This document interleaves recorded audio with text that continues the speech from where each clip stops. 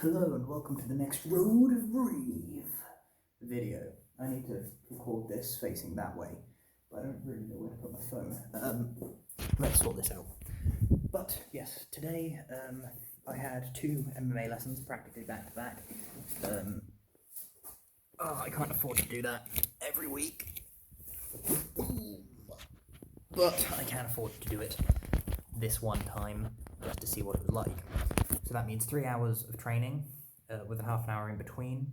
So that is 2 1.5 hour sessions with half an hour break after the first one before the second one. The break I spent doing bag work, bab, bab, bab, bab, all that.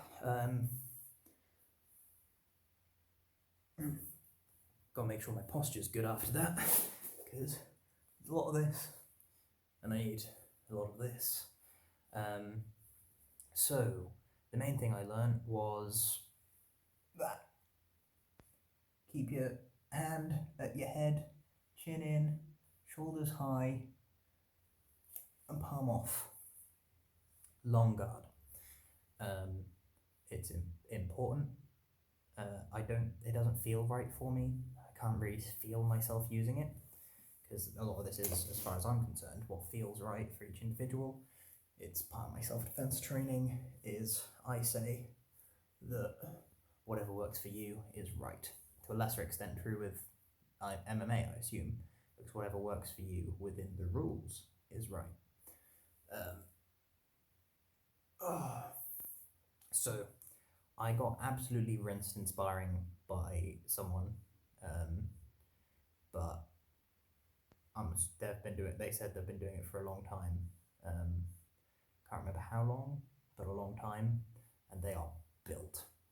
They are lighter than me, which goes to show that they must have a very low body fat percentage, or a very high body fat percentage, because volume-wise,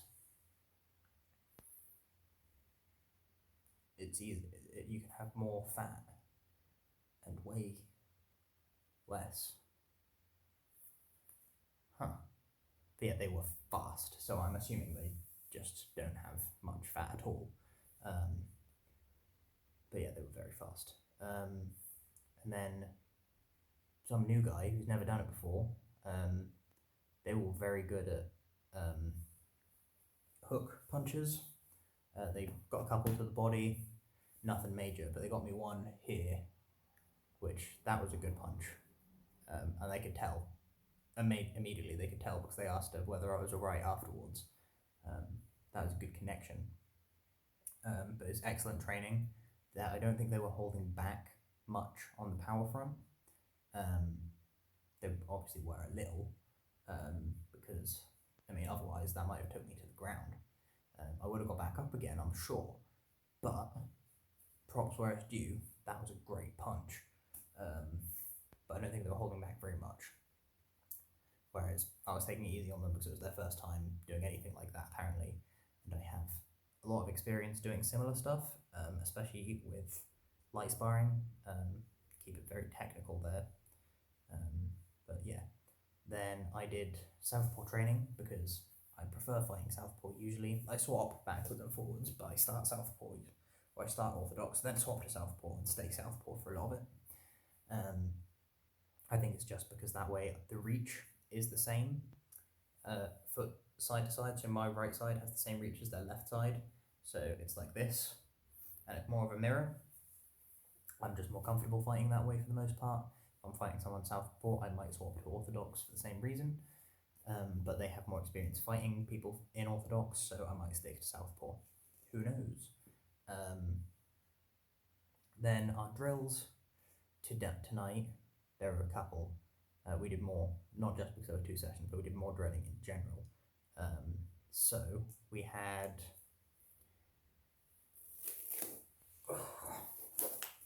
I took a lot of kicks to the legs because of drills. So we had, I'll do orthodox stance, so it's easy to see. Jab, kick, and then this was the most recent one we did at the end. Jab, kick, and just repeat, and then it's jab, feint, body punch. If you're in orthodox, that would be the liver punch. If you're not in orthodox, it would just be to the other side, whatever, liver, non.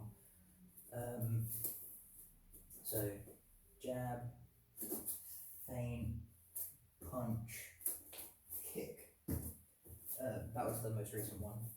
I was a lot better at it when I was there because I've cooled down now, and I'm gonna have bruises all up here and down here from all the kicks I've taken and all the checks I've done.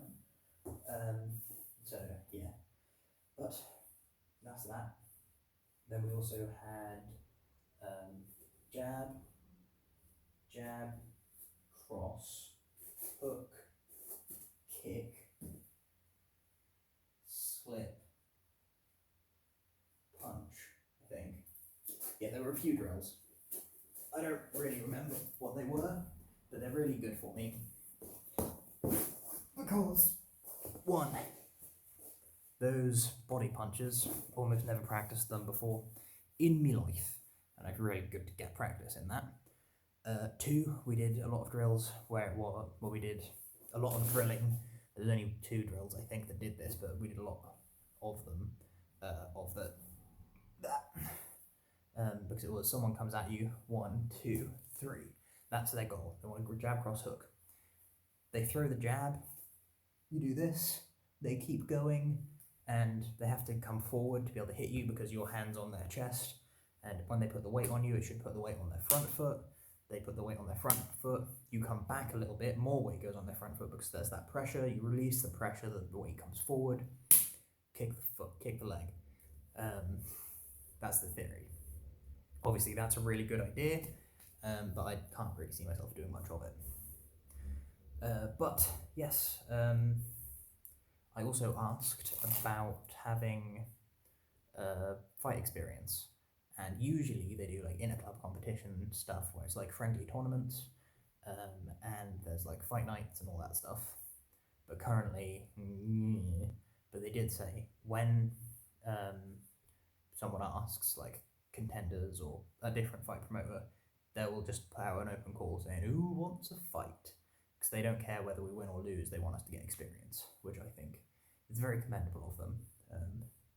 As Max, the trainer, said, records are for DJs, which I can't agree with enough, really. Not that anyone actually uses records anymore. And having done sword shield work yesterday, where I got bashed in the leg a lot, I don't think that helped. But yeah, whilst it may not be as physically draining as Kung Fu, because whilst we did push-ups and stuff, it's not as intense when we're there, apart from when we get into stuff like fight nights. I assume it'll be more intense, but the drilling at Kung Fu is way more intense because it's power, power, power, power, speed, power, speed, speed, speed, power, power, and speed constantly, and it's one, go, go, go, go, go, go, go. It's like do as many of you can as fast as you can every time. Whereas there, it's get the technique down first. So if you have to slow it down, the jab, jab, what was it next? Cross, hook, body punch, kick, knee. Then you do that rather than jab, jab, I don't know what I'm doing. Jab, jab, I still don't know what I'm doing. So that, I think it's a better method of teaching. But when you have been doing Kung Fu as long as I have, they say sun punch position, you do this. And then they say sun punch, 200, you go until they're done. But the combinations down there change every week because no fight is the same as the previous one. So you need them to change constantly. And you need to be adaptable. And the reason you practice the combinations, I assume, is so you get your body used to all of the different movements you can do from each other. So you could go jab hook. But if you never practice jab hook, your jab hook brain connections are going to be really naff, and your body movements aren't going to be as fluid or fast. It's just not going to work out as well. You need to practice these things, and that, I think, is the point of drills. But I'm going to go and get some more water because I drank both my water bottles. The link is still not available. Should be by the end of the month for my Naked Champ page, but in the meantime, I'll catch you cats on the flip.